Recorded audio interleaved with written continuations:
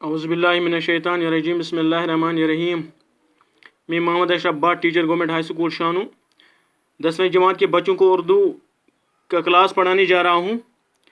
मेरे बच्चों, आप जानते हैं हम खाका निगारी पढ़ रहे हैं। हाल ही की खाका निगारी जो मौलवी अब्दुल हक साहब ने लिखी है। हम आज ये सबक सफ़े नंबर 70 पे इसकी पढ़ाई करने जा रहे हैं।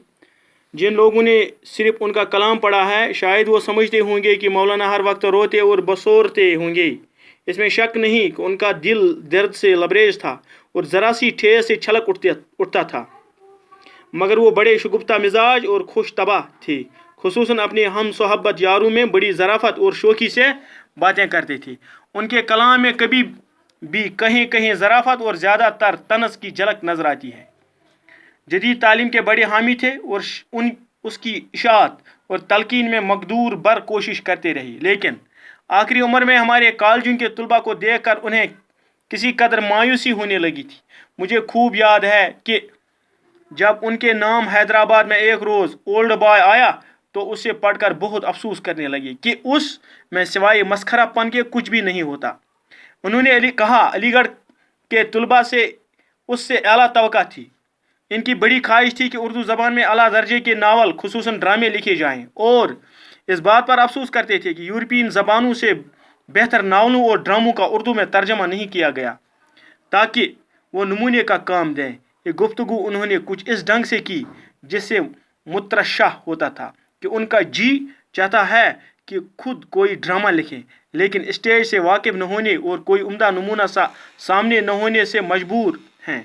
आखिर में इनकी दो बड़ी तमन्नाएं थी, एक तो उर्दू ज़बान में तज़कीर व तानीस के उसूल मंजबत करना, और एक कोई और बात थी जो इस वक्त मेरे जहन से बिल्कुल निकल गई है। जब मेरा तकर्रुर औरंगाबाद में हुआ तो मैंने मौलाना की खिदमत में लिखा कि यहाँ की हवा बहुत मोतदिल और खुशगवार है, पानी बहुत लतीफ़ है, और खुसूसन जिस मकाम पर मैं रहता हूँ वो बहुत ही पुरफ़ज़ा है। आप कुछ दिनों के लिए यहाँ तशरीफ़ मखल अवकात भी न होगा ले आए, सेहत को भी फ़ायदा होगा और जो काम आप करना चाहते हैं वो भी आसानी से अंजाम पा जाएगा। कोई मखल अवकात भी न होगा और यकीन है कि आप यहाँ आकर बहुत खुश होंगे। वो आने के लिए बिल्कुल आमादा थे, मगर उनके फर्जंद ख्वाजा सजाद हुसैन साहब और दूसरे अजीज़ व अकारिब रजामंद न हुई। उज़्र ये था कि दूर दराज का सफ़र है, ज़ईफ़ी का आलिम है, तबीयत यूं ही नासाजगार रहती है। ऐसी हालत में इतनी दूर का सफ़र खिलाफ मसलहत है। मौलाना ने यह सब कुछ कैफियत मुझे लिख कर भेजी और साथ ही ये भी लिख दिया कि जब तुम इधर आओ तो 2-1 रोज़ के लिए पानीपत भी चले आना, उस वक्त मैं तुम्हारे साथ होलूँगा, फिर कोई चोनो चरा नहीं करेगा। जब मैं गया तो बीमार हो चुकी थी और बीमारी ने इतना तूल खींचा कि जान लेकर गई। जिन लोगों ने सिर्फ उनका कलाम पढ़ा, शायद वो समझते हैं। यमो लोको मौलाना हाली रहमतुल्लाह अलैह सुन कलाम पोर्मुत तुम समझान यह कि शायद मौलाना हर वक्त रोजान वदान दुनियान।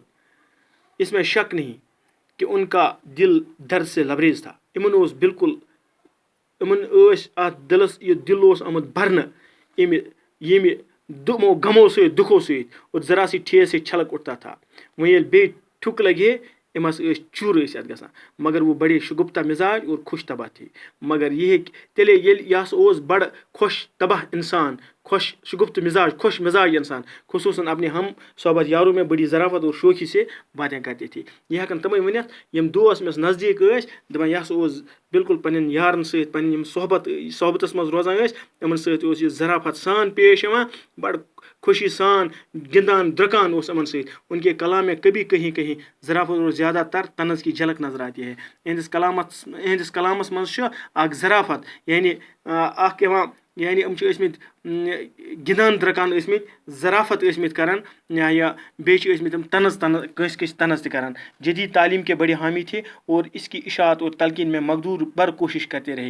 यम वन यह मॉडर्न नॉलेज जदीद तालीम ज़बरदस्त इशाअत करने कोशिश तो तलकीन करने कोशिश करान, लेकिन आखिरी उम्र में हमारे कॉलेजों के तलबा को देखकर उन्हें किसी कदर मायूसी होने लगी। मगर ये वुच यम हसा नई جدید سان نین کالجن ہند لڑکہ امس گئی مایوسی. مجھے خوب یاد ہے اخ کت میں یاد پیوان جب ان کے نام سے حیدرآباد میں ایک روز اولڈ بوائے آیا.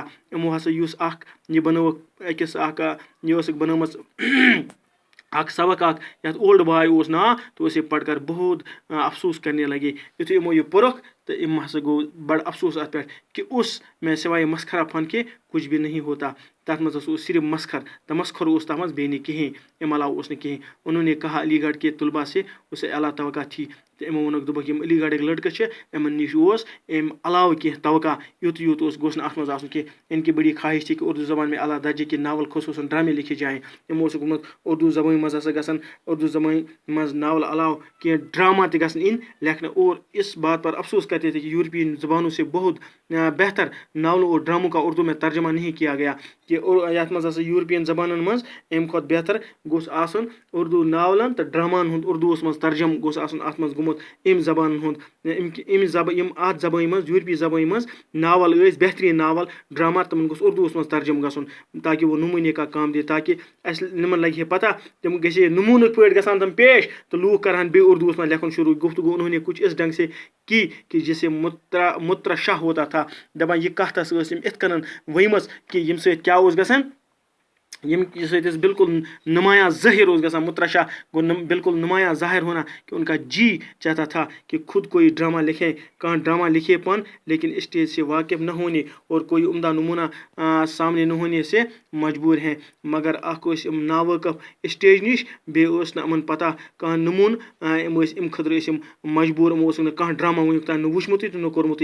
آخر میں ان کی دو بڑی تمنائیں تھی خواہش آسان ز تمنا. ایک تو اردو زبان میں تذکیر و تانیث کے اصول منضبط کرنا یت کن وچان یل تذکیر و تانیث اردوس مز کران پتہ تمیک اصول اخ یہ خواہش. اور ایک کوئی اور بات تھی جو اس وقت میرے ذہن سے بالکل نکل گئی ہے.